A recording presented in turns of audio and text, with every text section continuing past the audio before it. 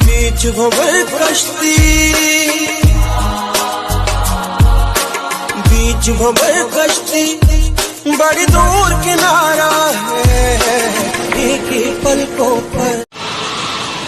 दीवानों के जैसे करते हो शरारत, हमको तो पता है तेरे दिल की हकीकत।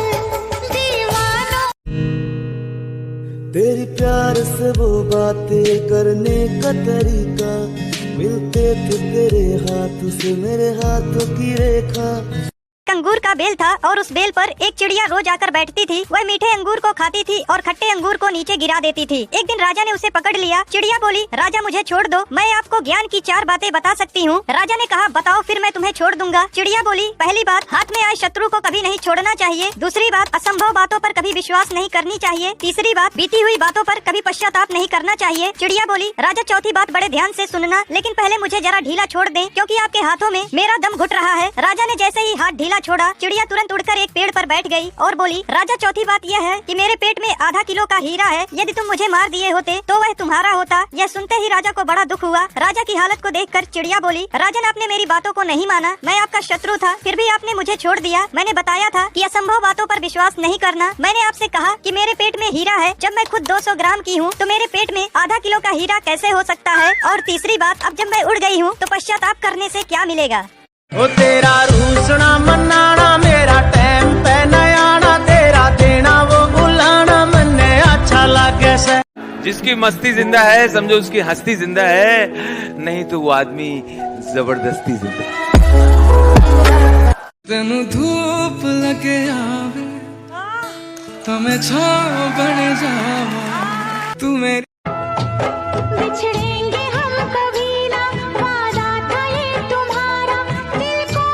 क्या जाने तू मेरे इरादे ले जाऊंगा सांसें चुरा के।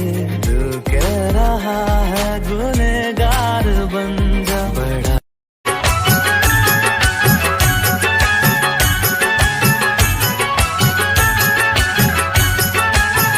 सारे माहौल को खुशबू से महक उठने दो, सारे माहौल को खुशबू से महक उठने दो, सारे माहौल को खुशबू से महक उठने दो, महक उठने दो। जुल्फ़े शबनम को लहराओ कि कुछ रात बचे। एक घर में आग लग गई। एक चिड़िया भी देख रही थी, एक बंदर भी देख रहा था। चिड़िया की आंखों से आंसू आ गए, लोग जल रहे, बच्चे जल रहे, घर में नुकसान हो रहा।